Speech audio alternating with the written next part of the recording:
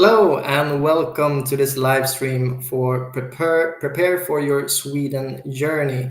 First off, if you're watching this, you're probably admitted to studies in Sweden, so congratulations. In this live stream, we're going to be talking with current international students that are living and studying in Sweden. We're going to ask them a bunch of questions. However, in this live stream, we're not going to go into eligibility of certain scholarships, and we're not going to be talking about the residence permit for studies. We have a video series on YouTube where you can find more information about this. So without further ado, let's invite our guests. We have Johi, we have Anna, and we have Nana. Okay, hello everyone. Hello, Frederick. Hello, welcome. So we have an hour that is with questions. So we're not going to waste any time. We're going to jump straight into introductions. So first of all, we can start with you, Anna. So introduce yourself and what made you consider studying in Sweden? Yeah, hey, my name is Anna. I am from Slovakia and I'm studying biomedical sciences at the University of Hovde. I chose Sweden at first because it was free for European students, so that was one of my major factors, but also because of its focus on research. And since I'm studying biomedical sciences, which is very much like lab focused and research focused, I needed to be in a country which invests in these things. So Sweden is a good choice. Nice. Let's continue with Johi. Hi guys, I'm Johi. I'm from the Czech Republic and I study international business in Umeå University in the north of Sweden. And I chose Sweden because it's quite famous for high quality education and the system is quite different from the one back in the Czech Republic, and I really wanted to try something new and see if I liked it, and I really do like it. So I ended up staying. Nice. Last but not least, Nana. Hi, everyone. My name is Nana, and I come from Indonesia. And I study Master of Sustainable Communication in Jönköping University. It's a smaller city 2 hours from Gothenburg. And I choose to study in Sweden because of the program, actually, like combining sustainability and communication. There is just this sort of specific program in Jönköping. Like in the whole wide world, there's no other program like this. So that's why I choose this to study in Sweden. Okay, nice. Let's begin with the questions then. So, is living in Sweden as you expected? And what has surprised you most about coming here and living here? Oh, sorry, I think the question might be showing up weird on screen. Okay, there we got it. So let's start with you, Anna. Yes, so I had an experience before living in Denmark, so it was kind of what I expected from Sweden as well, but there were some surprises. I think Sweden is much more international than I expected, and also more than Denmark. Like, to me, it was just super interesting that they're so used to international people just living here and studying here or working here. So it's nothing unusual to be from different country and from wherever in the world, basically. And also how safe it feels. I think that was for me something big, because I live in Gothenburg now, and that's a big city. So I was really scared, like how it's gonna be walking alone in a big city. But I feel super safe even in the evenings, and yeah, I feel like it's really nice to live here. Nice. Joey? So I think one thing for me is that Sweden is very famous for being extremely expensive, which in some cases it's true, but actually I feel like it can be made quite affordable. And while some things will just be expensive no matter what, there are a lot of areas in which you can actually save quite a lot of money, and some things that are actually cheaper in Sweden than they are in the Czech Republic, which was quite surprising for me because I was expecting this like crazy expensive place I can afford nothing, but actually it's okay. And another thing that's kind of more specific is that drivers in Sweden are super respectful. Like they will let you pass the road even if you're Oh like yeah, like very Yeah. far away, true. which is very different compared to where I'm from. So that's a really nice difference actually. Mm. That's nice to hear. Nana? Yeah, adding to like what Yohi said earlier, like I came from Jakarta and it's a very like big metropolitan city. I was quite scared at first because like moving to a smaller city, like is there any fun there or something? But like the first thing that I noticed that mostly like surprised me was the silence. Like I could hear the silence and it's like at first it was like quite surprising, but as time goes by, I feel like I really like the sound of nature. I could hear the birds, I could hear like yeah, I could like be at peace with like and pacing my life, not like hustling every day. So that's a big difference, but I really like it so far. Yeah, the slow living in Sweden is very Yeah. nice. Yeah, it's very balanced. Yeah, yeah. So, considering Sweden's weather, what do you enjoy the most and what do you find most challenging? Let's begin with you, Nana. For me, last winter was my first winter ever, and I was like quite scared at first. But it turns out I love winter, and I love the snow. So when the snow was over, like I was like, it's still cold, but there's no snow. I was quite sad. So that was like one of the like surprise that like I actually enjoyed winter, and it's not as bad as people like told me, the darkness and everything. It was just yeah, it was cozy, and like what also like it's a bit of difference that I don't really enjoy that the now the sun is like the sunset is at 9 p.m. It's quite like what is the sun is still there. So it's quite a shock, but I actually like prefer the darkness more than the sun. I think Yogi relates to that also. Maybe you can add in, Joy. Yeah, exactly. I totally relate to that. So remember, I study in Umeå, which is very far up north. So the winters, I mean, all seasons are quite extreme there. I actually love winter. I think it's really Mhm. beautiful. There's snow everywhere, and the days, if there is sun, it's like basically a 4 hour long like sunset. It's really beautiful. In summer, though, we actually have light 24/7, and for me that's very difficult because you can't like sleep, you feel like you can't really relax because it seems like you always need to be working on something, because it still looks like it's the middle of the day. So actually for me as well, the constant light is a lot more difficult to adjust to than the darkness, Yeah. which is something that you don't really expect going because everyone constantly warns you about the winter, right? Everyone tells you, oh, it will be so Mhm. dark, you will be so depressed, but nobody warns you about the summer.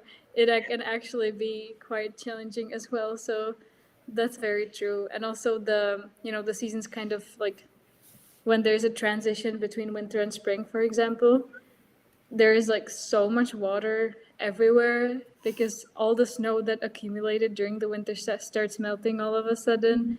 And in Umeå, this is very extreme because there is a lot of snow.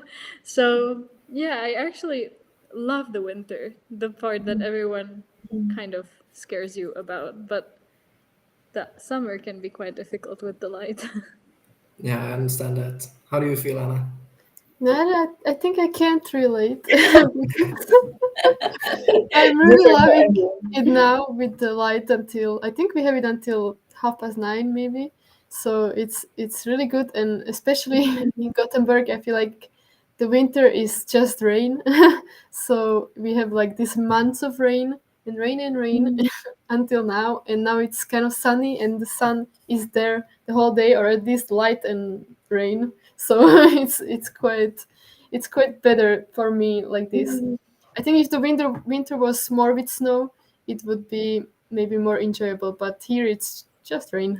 It's the West Coast, so Yeah, yeah. And I mean, it's true that Sweden can be cold, but here in Sweden we have like the saying that there's no bad weather, just bad clothes. Yeah, That's you it. know it's yeah. So yeah, that means like layering up, putting layers on layers on layers to keep yeah, warm. So that's a good tip to have if and when you all come here to Sweden, all of you in the chat. Let's go on with the next question. So this is more about transportation. So how do you get around in your Swedish hometown? Do you take the bus, the metro, the bike? We can start with you, Anna. Yeah, so I think when I lived in Hovde, that was my first year, I just walked everywhere. It's a small city. It has like 30,000 inhabitants, so I think it's really small compared to other cities, and you could get everywhere by feet. But now that I moved to Gothenburg, I have to use the tram during the winter at least, so I have the monthly ticket for the tram. But then now, as it's getting like sunnier, I try to bike more. So even if it's cold, I still bike, and I can see that people do it a lot here. So even if it's like 9 degrees, we all can just go and bike. So so that's what I try to do. Yeah. How about you, Anna? Or Anna, sorry, Nana. It's all right. It's similar name, Anna Nana. But for me, I get by every day by bus. It's easy, even though I live in a smaller city. But the bus also like really good. The transportation is good. Joey? I walk during winter or when there's snow, and then bike when there is no snow, basically. But it's very common that people bike even in winter. I'm just a bit scared of slipping. So you can bike even in winter usually. Otherwise, there's also a bus, but I almost like it's not really necessary to take it because, like Anna said, like it's a pretty small town. So everything, I mean, pretty much everything is in walking distance. So yeah. Yeah, generally Sweden cities are very biker friendly. And I can really relate to that biking in the snow. I remember when I studied in Uppsala, people were wearing ski goggles and biking to the lectures. So yeah, Yeah. biking is a go-to for many of us. But also the public transport is usually very efficient. They are Yeah. usually on time, and there's Yeah, student discounts also. true. But let's go on with some of the budgeting and cost of living. I think very many are interested in this. So, given Sweden is perceived as an expensive country, how do you manage your money as an international student? Do you have any extra jobs, or how do you manage your money? Let's start with Joey. So I don't actually really earn that much money, but I have a certain budget from what I saved up before coming here, and I have an app on my phone where I keep all of my expenses and put them down into categories, and then after each month I see like where I could technically save, where I spent too much and stuff like that. For me, generally the biggest expense is rent, of course, and then food. However, the rent, despite it being the biggest expense, it's actually quite cheap in Umeå. Most people pay between 2,500 to 3,500 Swedish crowns per month, including like everything, Wi-Fi, electricity, and stuff. So that was really surprising to me because that here in Prague would be a lot more expensive. So I think food is probably the most difficult part to budget on, especially if you want to eat fresh veggies and fruits and meat. Probably that's difficult. But again, if you are careful and if you look maybe what's on discount and stuff like that, you will probably be able to get some affordable food. Yeah. How about you, Anna? Me? Yeah. Yes. So I have I have like a mix of incomes, kind of. Like I get something from my parents, but I have part-time jobs as well, and I get the student support, the support from CSN. So it's a mix, and I think without my parents, I wouldn't probably cover all my costs. Like I still need some extra support, but but yes. So I have, I think, three kind of part-time jobs that are very like part-time. Like I just work like 5 hours a week in one of them, so it's not full-time or anything. And how do I manage it? Well, I try to keep an Excel sheet, and I put also the categories of like where I spend the most. And I think in Gothenburg especially, it's the rent. So I spend a lot on the rent, and then it's a bit less on the food because I shop in Lidl, and then yeah, other things are just minimal. So Yeah. mm, Yeah, the living expenses can vary quite a lot yeah, depending on what city you're in. If you're in Stockholm, Gothenburg, some of the bigger cities, it tends to be a bit more expensive with especially rent. yeah, So, and I mean, if your lifestyle is expensive, of course, if you want nice food, etc. But the Swedish Migration Agency has well, calculated that the minimum amount is 10,314 crowns per mm, month to live here in Sweden as a student. And yeah, of course, you can get by with less, but in sometimes you might need more as well. So mm. uh, let's go to you, Nana. Do you have any part-time jobs, or how do you manage your? I basically support myself from saving that I like accumulated from before, and yeah, I spend way less than the requirements for like each month. I spend usually like around 7,000 crowns per month, and half is for rent, and like half like yeah 2,000 maybe for food, and also eating out, and like I can also like have fun with my friends, like hanging out with that amount of money. So or maybe like it's because like I live in a smaller city, but yeah, that depends. But yeah, and also like maybe for students, we can use Mesonet, and there's an app for like students that can give us discounts, and you can just yeah, I usually use that to eat out, like for example in Max Burger or some stuffs. So it helps a lot with the discounts. Yeah, there's a lot of student discounts that are Yeah. nationwide. There's like for Mhm. cafe, transportations, for pretty much anything. So Yeah. that's a great tip for anyone to check out. Now, just a quick question to all of you. So let's keep this a little bit shorter, but do you use cash or do you use a credit or debit card? Mm. And if you use a credit or debit card, how was the experience of opening a bank account here in Sweden? Let's start with you, Anna. Yeah. I never used cash in Sweden ever. So I used a debit card, um, and I opened it like 2 years ago, I guess. It took some time because you need the Swedish ID and personal identity number and all those things. And then also I had a bit of like trouble. Like most banks didn't want to open student account for someone who didn't like I didn't receive the student support before, like the money. So I had to go to several banks. But then I had a really good experience in Nordea, and that's who I'm working with now. So I think yeah, there are some struggles, but it's not impossible to yeah open a Great. bank account. Great. Yeah, and the personal identity number, that's also like a big thing here in Sweden. We can recommend obviously getting that as soon as possible because it's used in so many applications here in Sweden. And getting a bank account is one of them. So when you land in Sweden, be sure to contact Skatteverket, the tax agency in Sweden, as soon as possible to get the personal identity number sorted. Let's hop to Joey.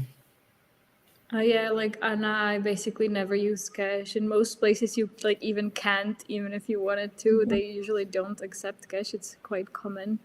But I actually also did never opened an account in Sweden. I still use my card from the Czech Republic. Maybe you can look if this also exists in your home country, but what I have is basically like a big account at a Czech bank, and I have sub accounts in different currencies in that account. So I have a sub account in Swedish crowns, and I can just pay with my Czech card, and I never had a problem with it.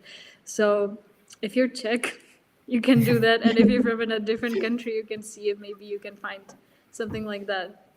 Yeah, sounds very smart. Nana, how about you? Yeah, I never use cash, and mostly here I use Wish. It's an like international bank that has like Swedish crowns as a currency. So I just use it and like connect it to my Apple Wallet, so it's easy. Yeah, yeah, it's very Sweden is a very cashless society. Like we can use the card pretty much anywhere, and like you said, like there's even a lot of places where they don't accept cash anymore.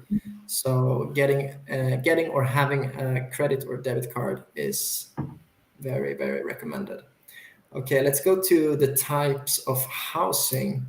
So, what are the different types of housing you can expect when coming to Sweden? What about the rent?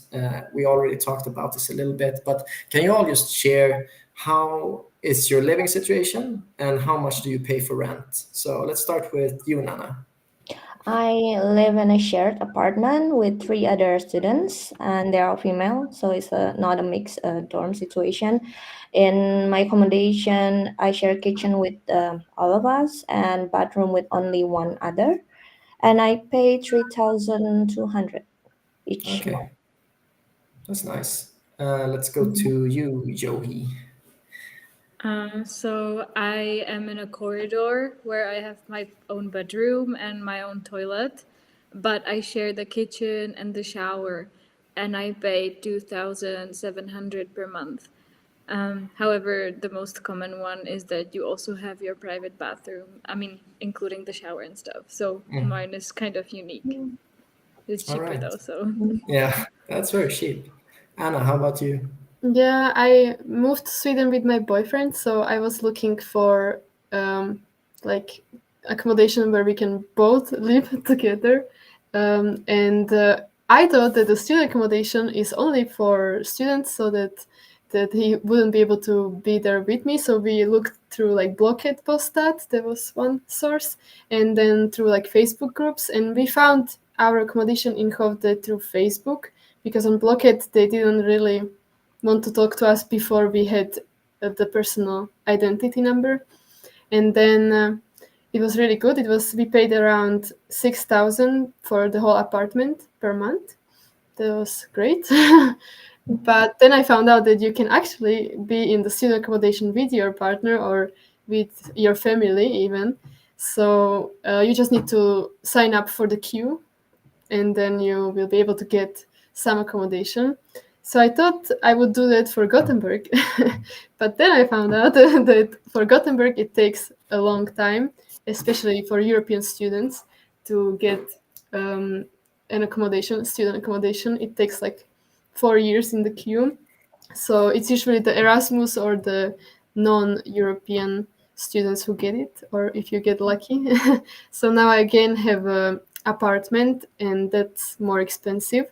It costs, I think it's 11,000 per month, but we shared the rent, so it's like 5,000 something for me. It's Yeah. still okay. Yeah, I mean, yeah, there's a lot of different types of housing you can have as a student. Here we have the corridor room that Joey is living in, and we have the shared apartment that Nana is living in. You can also have the studio apartment, student flat, Mm. and oftentimes the universities can help you with getting accommodation. Otherwise there's different various student housing queues. It all depends on which city you're going to move to, so be sure to check with your university.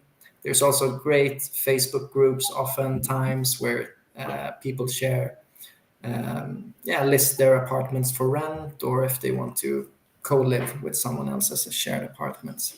So let's turn our eyes towards the chat and see what types of housing you would like to try when moving to Sweden. Write your answers in the chat. So type 1 for the corridor room, type 2 for the shared apartment, and type 3 for the student flat. Let's bring up the chat on screen here so we can see all of the answers. See what's most interesting. The corridor room is a really, it's an experience. I remember when I lived in a corridor room back in the day. So Yeah, it's a really fun way to meet new people because you usually share the kitchen and the common areas with like I don't know, like 4 to 10, depending on how big it is, other people. So it's Yeah, a great way to meet new people actually. yeah, exactly. We have a lot of twos, we have a lot of threes, we have some ones. In the earlier stream, there were a lot of people who wanted to try the corridor room. Here it Mm. seems like there's a lot of people who want to have their own flats. That's totally understandable. Yep.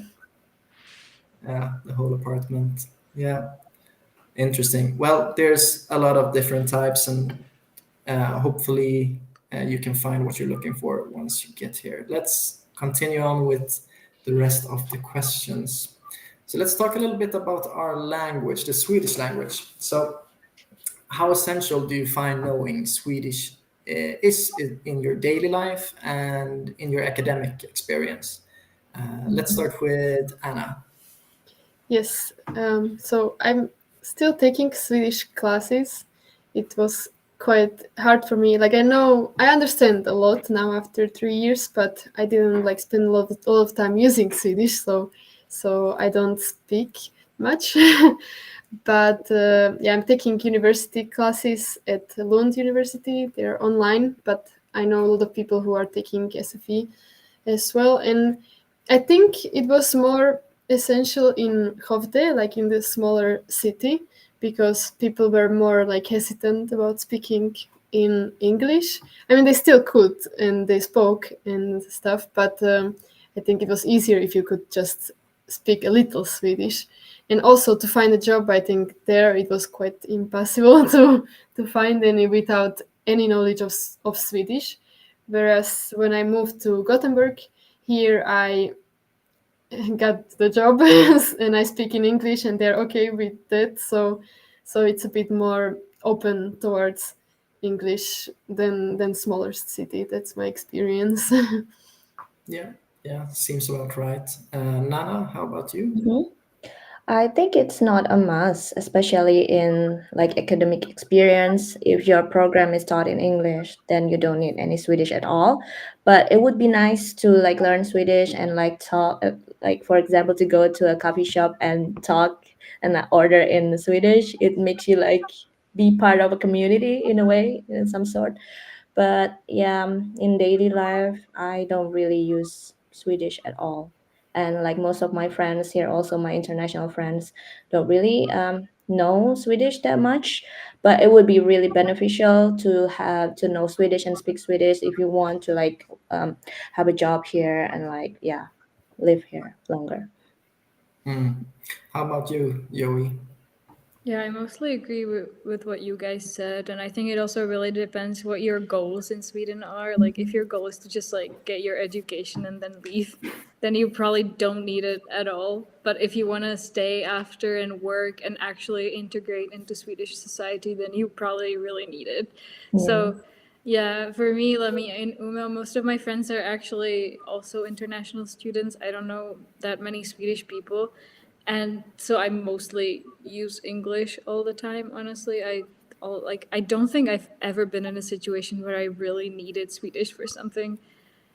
Maybe if you then also have to do some documents for the tax agency, sometimes that can be a bit complicated. So that's probably, but then again, for that you need pretty advanced level of Swedish anyway. So, but I think definitely, even if you feel like you just want to leave after you finish studying, if your university offers a Swedish course, I think it's really interesting to take it, even if you don't think you will use it that much, because it's still, it's a new language which opens your door to a big part of, big part of the world, yeah, but it's still interesting to know. Yeah, and I mean, it's much easier to like integrate into the Yeah, society. Just for sure. just a few words here and there, and as you said, like some legal documents are written in Swedish from the tax agency. Of course, you can translate them with Google Translate, etc. But yeah, Swedes love speaking English, and most everyone here can talk very good English, so it's almost never an issue navigating your life here if you only talk English. But I do encourage anyone to take some lessons in Swedish because yeah, it's a beautiful language And there's a lot of free options like Swedish for immigrants, and oftentimes the universities offer free Swedish courses as well. If you visit studyinsweden.se, our website, you can also see a list of free and paid courses in Swedish. So that's also a great resource to have in mind. Let's ask the chat. So I want to know if you all in the chat are interested in learning Swedish during your studies. So write your answers in the chat. 1, yes, as soon as possible. 2, maybe, if it's convenient. 3, only the basics. 4, no, I don't think it's necessary. So let's hear from you and see. Let's see if the... Yeah, here we go. Yes, a lot of ones. A lot of ones. That's lovely, lovely. It's so nice to see that you want to learn our beautiful language. We have some, the only basics, some twos, but a lot of ones. Yeah, that's really fun to see. All right, then it's very, very good if you, I would actually really recommend browsing studyinsweden.se and check for, there's a page there with courses and resources for learning Swedish, but also check with your university because oftentimes they have some kind of resource as well. Okay, let's proceed. So let's talk a little bit about the study experience, like the classroom experience. So can you describe a classroom experience in Sweden that was like different from your home country, and yeah, how you adapted to it? So we can start with Nana. Yeah, I think here the education system is very collaborative and like there's no hierarchy at all. So like we can discuss with like we don't we say we call the professors like the lecturers with in first name basis, and we can ask them like anything. And what I mean by collaborative is like we are encouraged to like have a like smaller group circles and like talk with like our classmates to like discuss about this topic.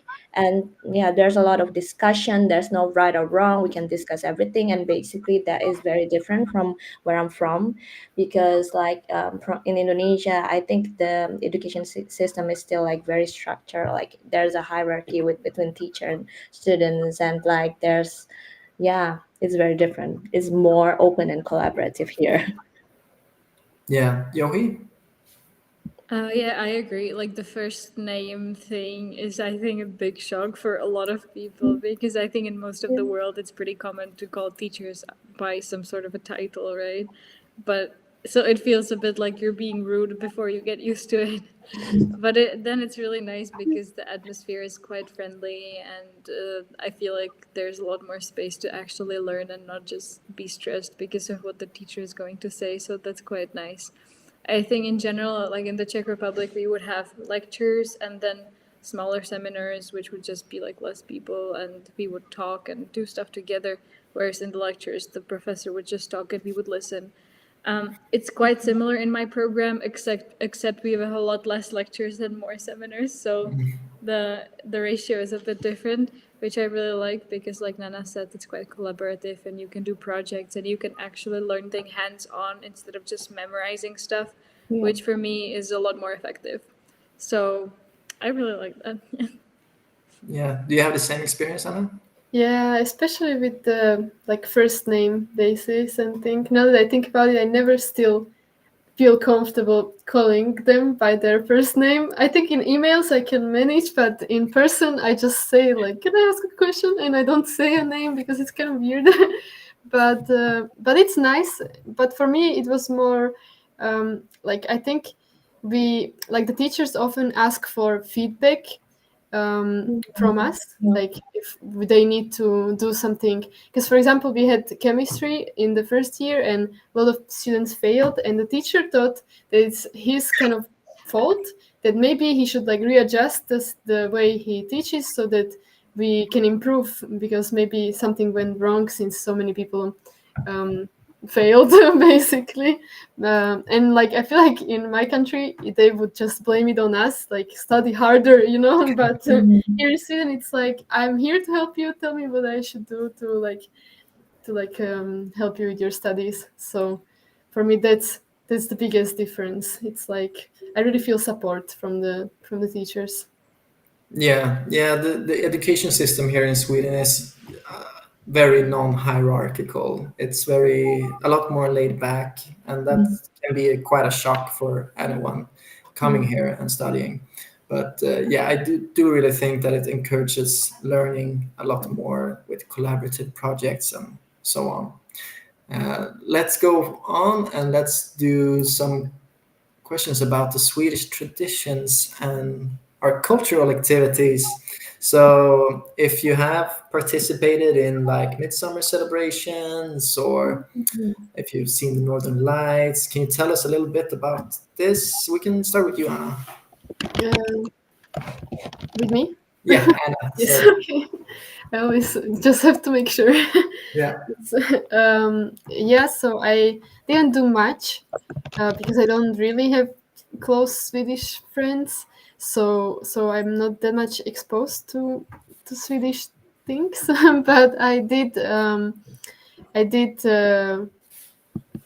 do the midsummer last year. It was my first time, and it was really nice because the weather was nice. So it was good. Like we were outside and we danced around the pole, and I didn't know what they're singing, but it was really nice. And then I saw the northern lights. We did like a trip to the north, and we managed to catch them. So that was nice as well. Yeah, but I would like to try more things. Definitely, I think it's a bit hard to find maybe Swedish friends if you're in international class. So yeah, not Yeah. that much experience, but yes. Yeah, yeah, of course, if you study with international students, it's, I mean, those are the most likely people you hang out with. So you have to actively try to get more Swedish friends, and that can be quite hard. But really cool that you got to see the Northern Lights. I can really recommend anyone to take a trip up in the northern parts of Sweden. We have beautiful landscapes, and yeah, the Northern Lights sightings are beautiful.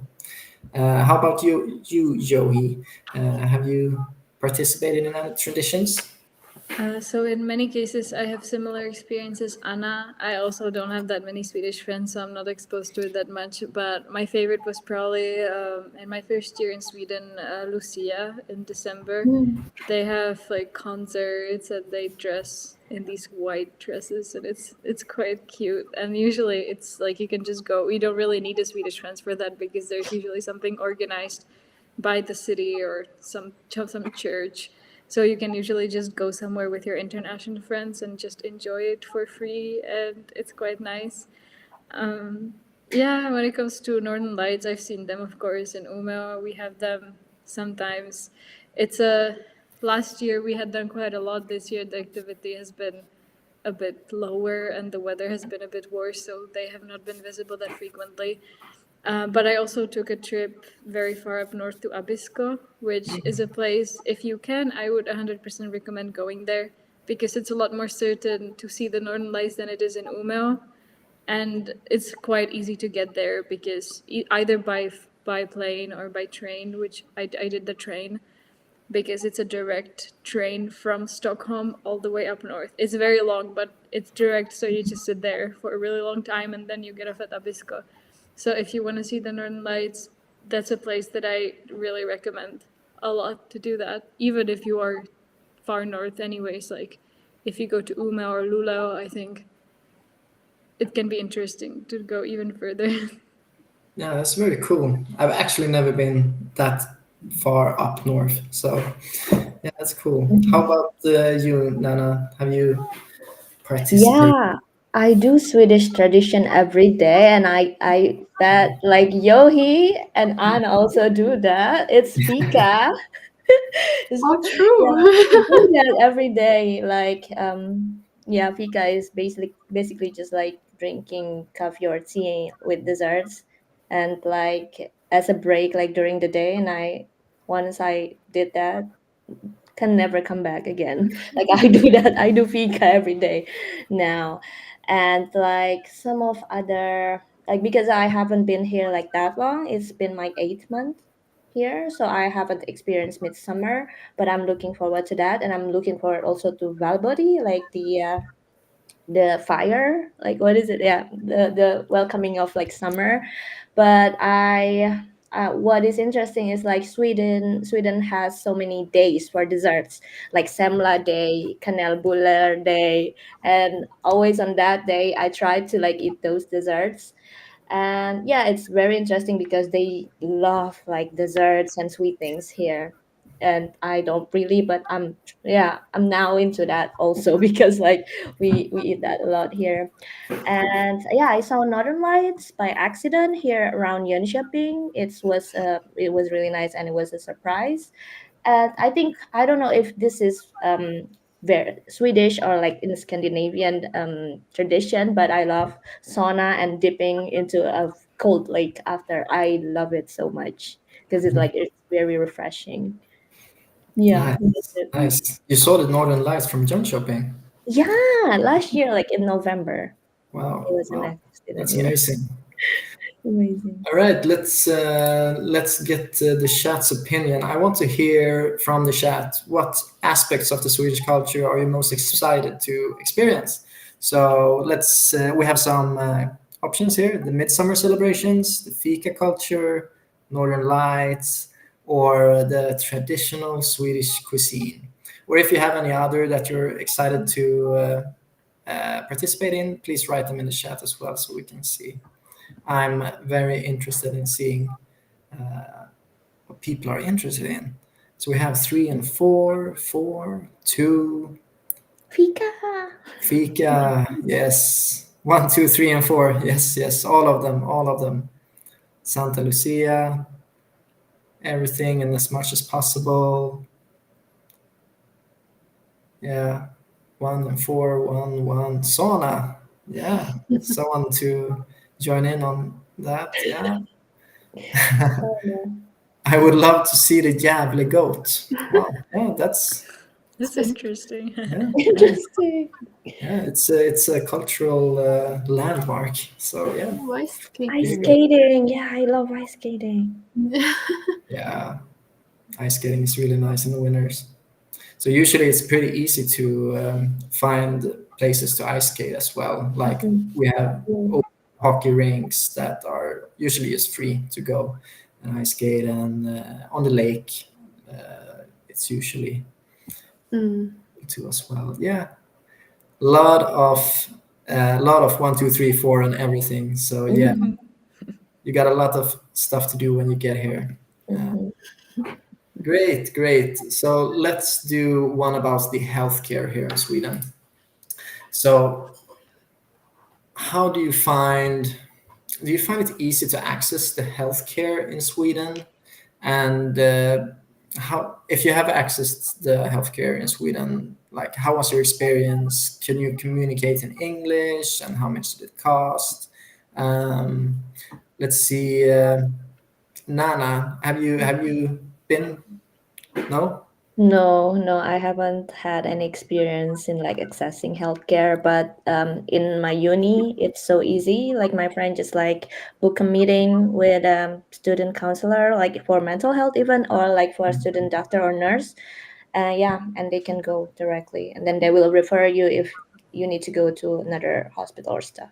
But for me personally, I've never like Great. accessed Yeah, that. the university can be of great help here. And that's like in most things, the university will help you if you reach out. So let's see, Anna, maybe. Have you experienced the healthcare, maybe? Yeah, I've been there a couple times. Yeah, so the dentist was like the easiest, I think, for me to access because that's also with the personal identity number. But I feel like now they are really good at like following up. So every year I get an appointment and I just go there. So that was quite easy to book and stuff.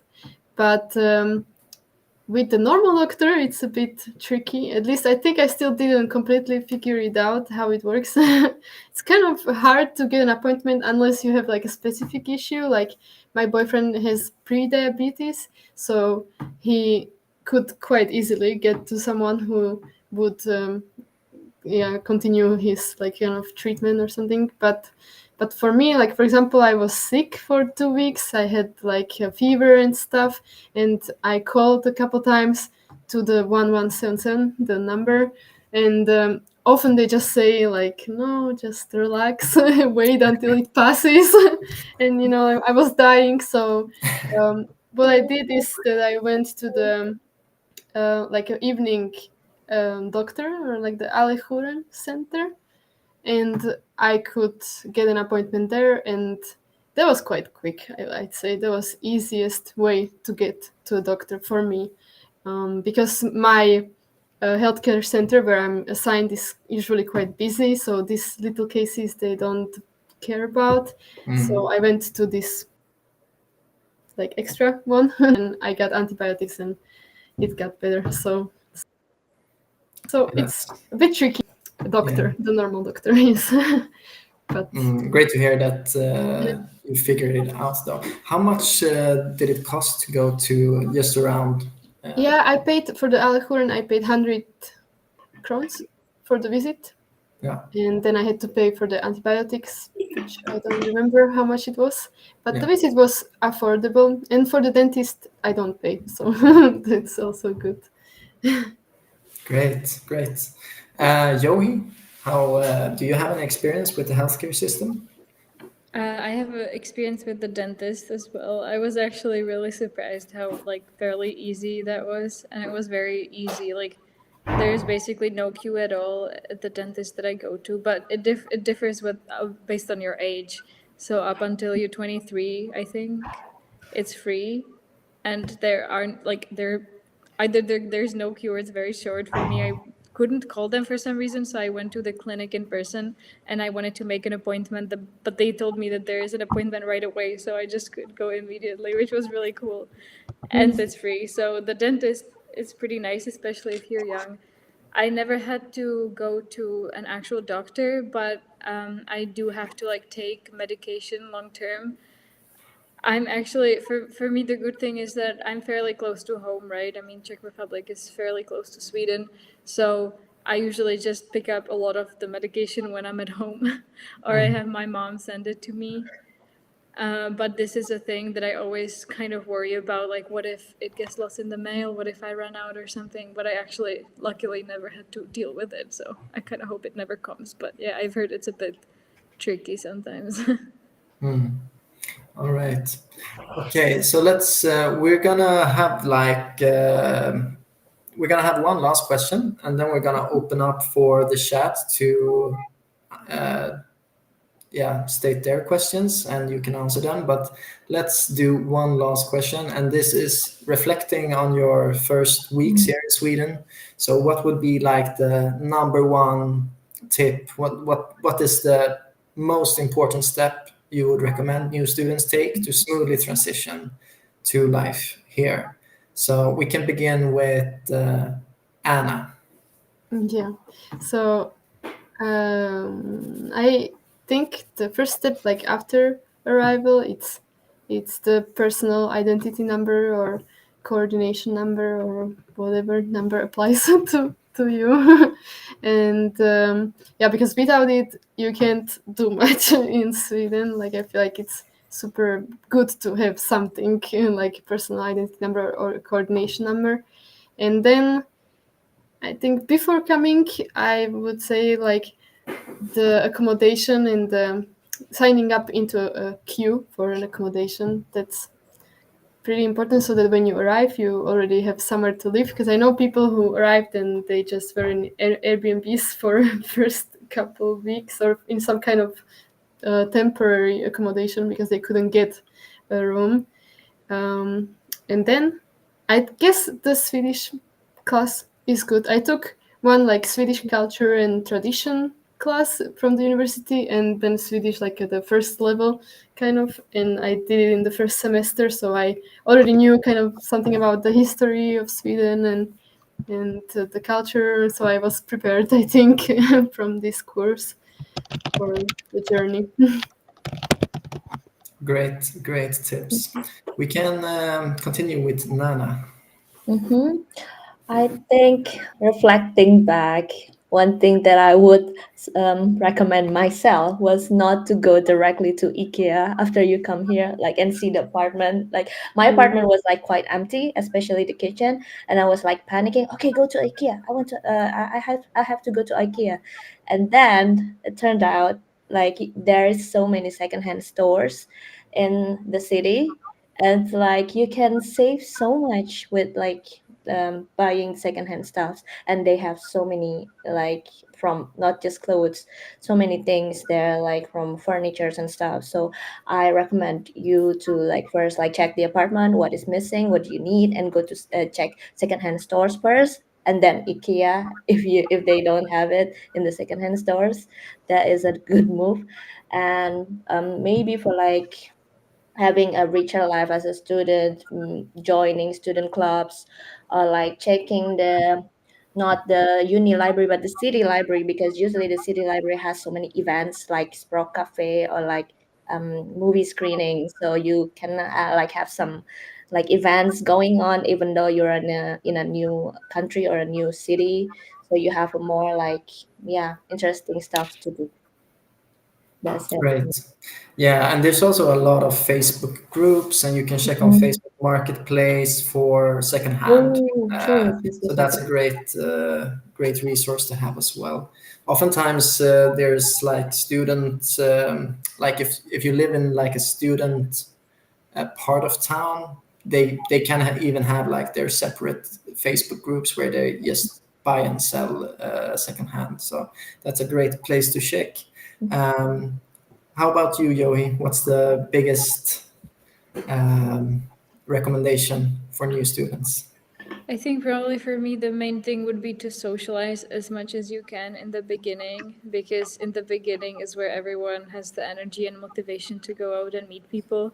And if you wait, then friend groups are going to form, and then it's kind of more difficult to get into one, you know? I mean, it's not impossible, of course, you can still make friends after a few months, but they have more like established. It's kind of like coming into a high school in like fifth grade and already everyone already has friends, you know? So it's a bit kind of more difficult. So I would say sign up for the buddy program if your university has one. If you live in a corridor, eat with your corridor mates, and don't be deterred if it's awkward. It's always a bit awkward in the beginning when you don't really know each other. So I think it's quite important to just like socialize as much as you can in the beginning, even if you're tired. You know, it will probably be nice if you end up going out. So I think it's really important to just meet people in the beginning. Yeah, that's a great tip. Okay, so that's all of the questions that I have for you today. But now we're gonna open up for the questions from the chat, the last 5 minutes here of the live stream. So if you're in the chat and you have any questions about living and studying in Sweden that we can answer, please just type them in the chat right now, and we can see if we can highlight any one of them and answer them. Let's see what we got.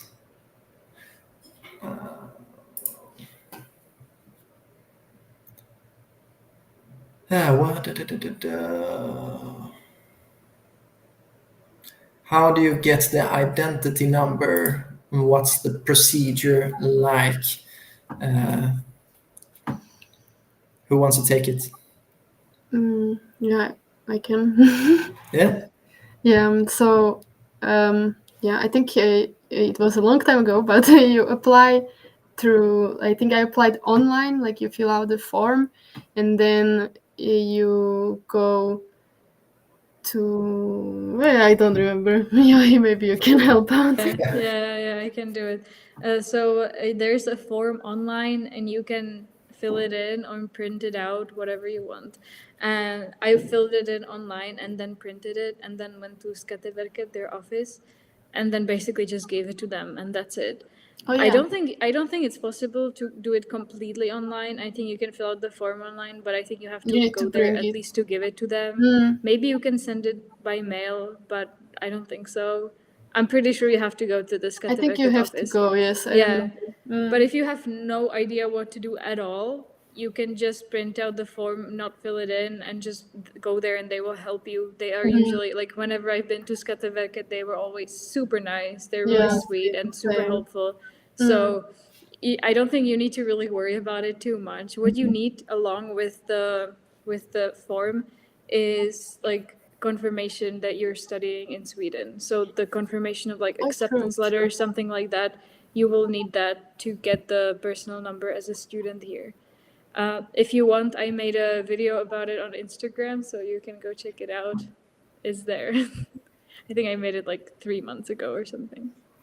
Yeah, that's great. There's a lot of good resources on our Instagram, on Facebook, on our blog, on studyingsweden.se. So if you're not following already, be sure to follow. Let's see. Titilayo, sorry if I pronounce your name wrong, but when is the best time to move to Sweden? So yeah, how long before your studies did you get here to Sweden? How about you, Nana? I I went here in August because like my uni provide like pick up from the bus station or like the train station, and they have the window. It is like before the first week of like the semester. So like I went there the weekend before I start my semester in August. It was a really nice weather in August. Very sunny. Yes, yes. So it's nice to be. I mean, you can get here a couple of weeks before studying, and it's nice to like have your accommodation set before all the classes start going. So yeah, I would recommend not getting here like the day before classes start. Yeah. So we got another question from Vasilis. How do we get a job in Gothenburg while we are studying? Is there a chance to work in uni? Maybe you know, Anna? Yeah, I think in some universities you actually can work. Like we had students just doing in the student club. You could be like a bartender or something like in the clubs, but I guess they don't pay much. I think it's just for fun, kind of, usually, or maybe in the canteen, like the lunchroom, you can help out. I guess in the university, but normally I think people just look for jobs outside of university, and I think I found my jobs were through mostly like direct contact. Like I would just email to the companies or like ask someone and they recommended someone else, and that's how it worked, kind of. So it was like the non-traditional way. I guess normally people looked through LinkedIn, and there you can find a lot of opportunities, Yeah. but it's harder to get it as well because there is competition. I guess when you just contact someone directly and say what you're like offering, you might have a better chance if it fits, I guess. But one of my jobs I found through LinkedIn, so LinkedIn is a good one, but you need a good CV and like put the most important things there, and yeah. I think. Yeah. Yeah, I think LinkedIn is the most commonly used for job searching here in Sweden. But it's if you can just do a like direct outreach, that can also lead to great job opportunities. So don't be afraid to do that. Um, let's see. Let's see. I had another question here, but it disappeared. Bu- bu- bu- bu- Do you see any interesting questions in the chat that you might want to answer? There's a question about skiing. I want to say something about that. There's a place that's called Fritidsbanken, which is like a shop where you. I mean, it's not really a shop. It's a place where you can rent any sports equipment for free, including skis.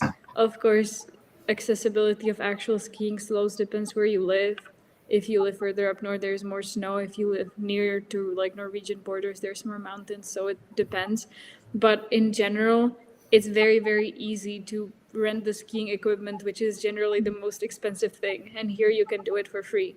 So definitely try some winter sports and go to Fritidsbanken, and you can borrow, skates, cross country skiing, alpine skiing, anything. Literally, they have everything. So I think it's quite accessible, and this way it's actually very cheap to do that. So you should definitely try, even if you've never done it before. Yeah, yeah. There's a lot of those types of organizations around Sweden where you can just like rent a couple of skis for an hour or two, and yeah, that's a really nice way to just try it out. I mean, if you don't want to spend the whole sum of buying everything. Okay, but now the clock has turned to 4 p.m., so we're gonna have to wrap this up. Before wrapping everything up, I would just want to make a small promotion for our live stream on the 7th of May. We're gonna have a Prepare for a Career in Sweden live stream. Most of you haven't maybe even gotten to Sweden yet, but if you are looking to build a career in Sweden, this might be interesting for you to tune into. So May 7th at 4 CEST. And also, if you are not admitted to studies in Sweden, but you would like to apply to study in Sweden, then you should join our online fairs. We have an online fair on the 4th of May, and we have 7 more during the year. This is a great opportunity for you to chat directly to universities and ask them any and all questions that you might have about studying in Sweden. You can also ask about scholarships here. Yeah, and that is all for today. So thank you very much for all of you for attending. And thank you all in the chat for listening on us. Hopefully this was insightful, helpful, and I think we all wish you very best luck on your studies here in Sweden, and hope you have a great time. So we're gonna wrap it up. So goodbye, everyone. Thank you.